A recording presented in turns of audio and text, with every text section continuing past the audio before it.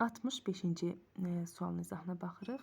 Altından xətt çəkilmiş sözün əvəzləyicisini, yəni yaxın mənasını istəyir, sinonimini. Made some mistakes, bir neçə səhvlər etmək.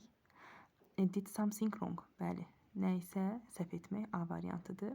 B-də made some correction, düzlər etmək xeyir. Took a long break, uzun müddətli fasilə götürmək, yanlışdır. D-də üzr istəməkdir.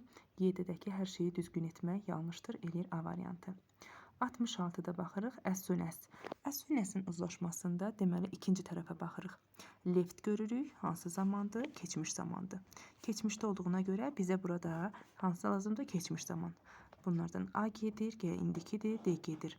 Gələcəkdir, B gedir, indikidir, C gedir, indikidir, qalır Y variantı, düzgün variant. 67-də they could not take passengers on board. Deməli, burada nə var? Not var. Bir cümlədə ikinci inkar gəlməz, A gedər. İnkardan sonra some gəlməz, gedər. Everydən sonra tək isim olardı. They could not take any passengers. Törəmələrdən sonra da isim gəlməz. Qalır nə? B variantı düzgün variantımızdır.